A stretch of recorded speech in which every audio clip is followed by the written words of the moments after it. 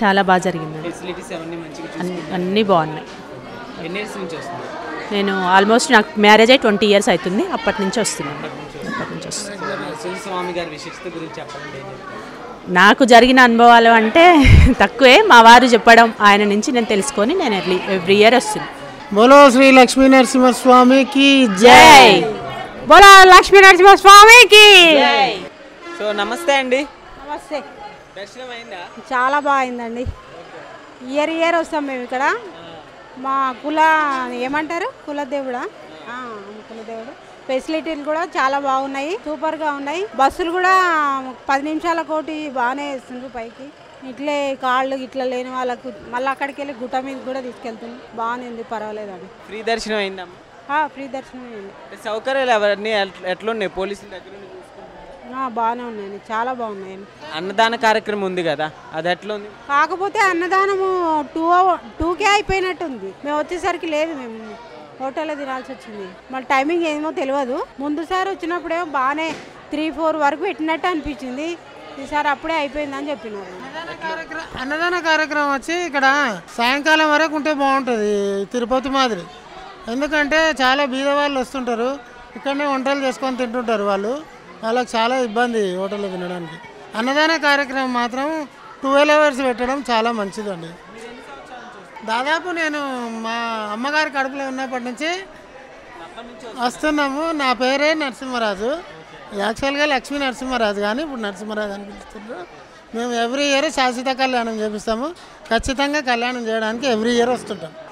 ఇంతకు ముందు కంటే ఇప్పుడు కొంచెం బాగా డెవలప్ అయింది ఇక్కడ అంటున్నారు. ఇంత ముందుకు అంటే చాలా 100 రెట్లు మంచిగా అయింది. కాకపోతే ఏంటంటే ఈ చేతగాని వాళ్ళకు చాలా ప్రాబ్లమ్స్ అయినాయి. తర్వాత కొండపైకి వెళ్ళడానికి మంచి సౌకర్యాలు ఉన్నాయి, మీదకి తీసుకుపోవడానికి ఎలక్ట్రిక్ వాహనం ఉంది, మంచిగా ఉంది. కానీ కొద్దిగా ఈ అంగవైకల్యులకు, జర పెయిన్స్ ఉన్న వాళ్ళకు, చూస్తున్న వాళ్ళకు, పెద్ద మనుషులకు మెట్లు ఎక్కడం దిగడం చాలా ఇబ్బందికరంగా ఉంది.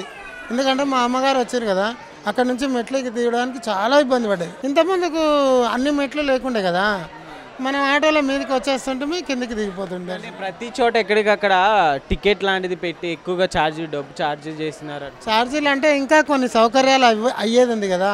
ఇప్పుడు సపోజ్ ఇక్కడ రూములు లేవు, మేము రూమ్ లేకనే వసతి కొరకు దేవులాడుతున్నాం. అక్కడ బస్ స్టాండ్ దగ్గర రూములు తీసుకొని ఇక్కడ రావాలంటే ఇబ్బంది. ఇంతకుముందుకు ఏంటంటే గుడి దగ్గరనే రూములు ఉన్నాయి, గుడి దగ్గరనే దేవుడు ఉన్నాడు, గుడి దగ్గరనే మంచి అవకాశం ఉండే, సంతోషంగా ఉండే. ఇప్పుడు జనాభా పెరుగుతుంది కాబట్టి వైశాల్యాన్ని పెంచిండ్రు, మంచి సౌకర్యాలు పెట్టిండ్రు. 100% సౌకర్యాలు మంచిగా ఉన్నాయి. కాకపోతే ఏంటంటే కొంచెం జర అంగవైకల్యులకు, వాళ్ళకు, పెద్ద మనుషులకు, సీనియర్ సిటిజన్స్కు కొద్దిగా ప్రాబ్లమ్స్. స్వామివారి విశిష్టత గురించి ఏం చెప్తారు? స్వామివారి విశిష్టత గురించి అంత చెప్పేటంత శక్తి నాకు లేదు. కాకపోతే ఆయన నమ్ముకున్నాం అంతే, దేవుడు. మాకొక నమ్మకం స్వామిని కంపల్సరీ దర్శనం చేసుకోవాలని. ఒక మెరేకిల్ ఏంటంటే, నాకు లాస్ట్ ఇయర్ 19th నాకు కరోనా వచ్చింది. ఆ కరోనా తర్వాత హార్ట్ అటాక్ వచ్చింది, అంటే అది స్టోన్ వచ్చింది. నేను యశోద హాస్పిటల్కి వెళ్ళిన తర్వాత ఈ స్వామిని మొక్కుకున్నా, స్వామి నీ గుడి రిపేర్ అవుతున్నప్పటి వరకు నేను రాలేదు, ఇప్పుడు నేను వచ్చి నీకు కళ్యాణం చేపిస్తా, ఈరోజు నాకు ఏం కాకూడదు అని చెప్పి నేను అనుకొని వండుకున్నా. ఆ డాక్టర్ గారు అన్నట్టు ఏమైంది నీకు అని అడిగిండు. అంటే నాకు స్టోన్, ఇది హార్ట్లో పెయిన్ వస్తుంది, ఇట్లా సంగతి అని అంటే, నీకేం కాలేదు, అంతా బాగానే ఉంది అని చెప్పేసింది.